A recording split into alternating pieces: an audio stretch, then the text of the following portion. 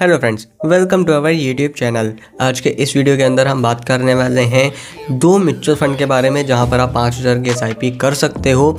यहां पर हमारे व्यूवर का एक सवाल भी है कि अगर हम 2500 रुपये HDFC म्यूचुअल फंड एंड 2500 रुपये निपॉन इंडिया म्यूचुअल फंड में डालें तो क्या रिजल्ट होगा एंड ये सही डिसीजन होगा या नहीं। तो यहाँ पर हम बात करने वाले हैं HDFC मिड कैप फंड की and HDFC small cap fund की एंड साथ ही में Nippon India small cap fund की। तो यहाँ पर आपको ये चीज़ पता चलेगी कि कौन सा इन तीनों म्यूचुअल फंड में ज़्यादा रिस्की है, रिटर्न्स किस में ज़्यादा अच्छे हैं एंड कौन से म्यूचुअल फंड आपके लिए सही होंगे। तो चलिए सीधा सा वीडियो को कंटिन्यू करते हैं। यहाँ पर मैं आपको सबसे पहले HDFC मिड कैप अपॉर्चुनिटीज़ के बारे में बता देता हूँ। इसका अगर आप ऑल टाइम डाटा देखते हो, चूँकि ये 10 साल तक का डाटा आपको दिखाता है, तो यहाँ पर आपको 21% के रिटर्न देखने को मिलते हैं जो कि लॉन्ग टर्म में काफ़ी अच्छे हैं। NAV अभी के टाइम में 163 रुपये है। मिनिमम SIP आप 100 रुपीज़ से शुरू कर सकते हो। रेटिंग इसको 4 स्टार रेटिंग मिली हुई है। फंड साइज 56,000 करोड़ का है। तो ओवरऑल यहाँ तक डाटा आपको काफ़ी अच्छा बेहतरीन देखने को मिलता है। आगे आप बढ़ोगे तो यहाँ पर आपको होल्डिंग्स देखने को मिल जाती हैं। 69 स्टॉक्स में इन्होंने होल्डिंग रखी हुई हैं। तो द इंडियन होटल्स कंपनी में आप देखोगे तो 3.68% की होल्डिंग है। द फेडरल बैंक में 3.44% है। द अपोलो टायर्स में 3.39% की ये टॉप होल्डिंग है। अदर होल्डिंग आप अपने आप चेकआउट कर सकते हो। आगे बढ़ते हो तो आपको यहाँ पर इक्विटी में 93%, कैश इन्होंने 6.8% रखा हुआ है जो कि काफ़ी सही देखने को मिल जाता है। बट इसके अलावा आपको इक्विटी सेक्टर देखने को मिलता है जिसमें फाइनेंशियल में उन्होंने 24% की होल्डिंग रखी हुई है। अदर्स इन्होंने 20%, कैपिटल गुड्स में 14% है। एडवांस रेशियो भी बहुत ज़्यादा ज़रूरी है। तो एडवांस रेशियो आपको यहाँ पर अल्फ़ा 3.77% देखने को मिल जाता है। बीटा 0.91% है। अल्फ़ा ओवरऑल सही है, अपने बेंचमार्क से अच्छा रिटर्न दे रहा है बट बहुत ज़्यादा हाई नहीं है। बीटा हाई है, 0.91% है। थोड़ा सा और हाई हो जाएगा, मतलब ये बहुत ज़्यादा रिस्क देगा। तो अभी के टाइम में सही देखने को मिल जाता है बट ओवरऑल थोड़ा सा ज़्यादा रिस्क दे रहा है। आगे आप बढ़ोगे तो कैटेगरी एवरेज रिटर्न आपको 21%, इस म्यूचुअल फंड ने 24% की रिटर्न दिए हुए हैं जो कि काफ़ी अच्छी चीज़ देखने को मिलती है।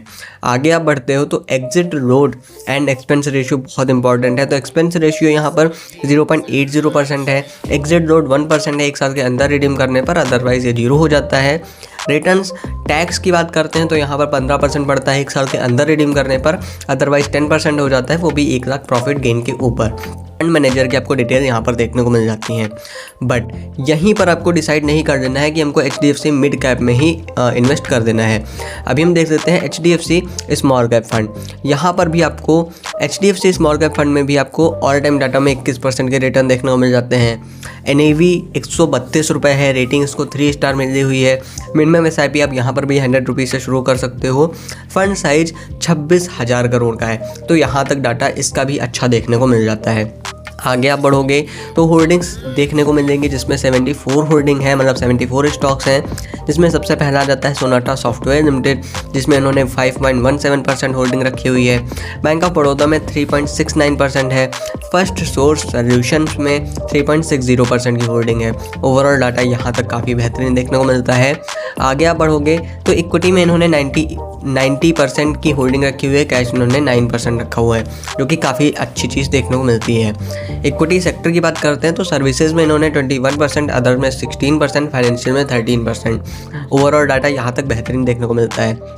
बट एडवांस रेशियो यानी कि रिस्क रेशियो देखना बहुत ज़रूरी है। तो अल्फ़ा यहाँ पर आपको 6.39% देखने को मिलता है। बीटा 0.87% है।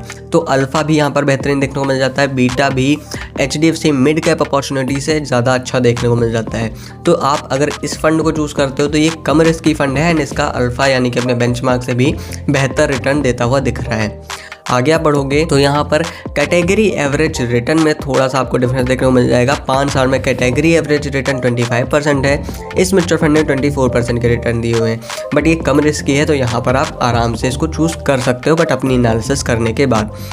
यहाँ पर आपको एक्सपेंस रेशियो भी 0.72% देखने को मिल जाता है जो कि मिड कैप अपॉर्चुनिटी फंड से कम है। एग्जिट लोड 1% है एक साल के अंदर रिडीम करने पर, अदरवाइज 0 हो जाता है जो कि सेम देखने को मिलता है।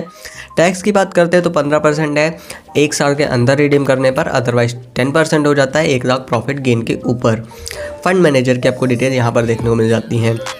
तो यहाँ पर ये दोनों ही फंड हो जाते हैं HDFC small cap fund and HDFC mid cap opportunity fund. इन दोनों ही फंड की बात करते हैं तो इसमें HDFC स्मॉल कैप फंड ज़्यादा बेहतरीन है, बट अगर आप HDFC मिड कैप में ऑलरेडी इन्वेस्ट कर रहे हो तो वहाँ से क्विट भी नहीं करना चाहिए अपने एनालिसिस किए बिना। अब हम बात करते हैं निपॉन इंडिया की। तो निपॉन इंडिया में आपको ऑल टाइम डाटा में 27% के रिटर्न देखने को मिल जाते हैं, जो कि काफ़ी अच्छे हैं, क्योंकि 10 साल से पुराना डाटा यहाँ पर दिख रहा है।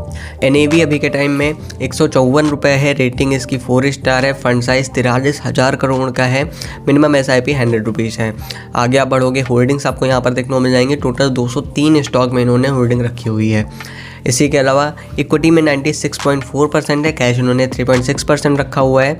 एडवांस रेशियो यहाँ पर देख लेते हैं, रिस्क रेशियो तो अल्फ़ा 10.41% है, बीटा 0.85% है। दोनों ही चीज़ें आपको बहुत ज़्यादा अच्छी देखने को मिल जाती हैं।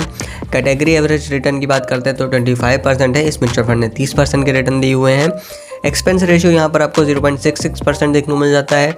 एग्जिट रेट 1% है, एक महीने के अंदर रिडीम करने पर, अदरवाइज 0 हो जाता है। टैक्स 15% है, 1 साल के अंदर रिडीम करने पर, अदरवाइज 10%, 1 लाख प्रॉफिट गेन के ऊपर।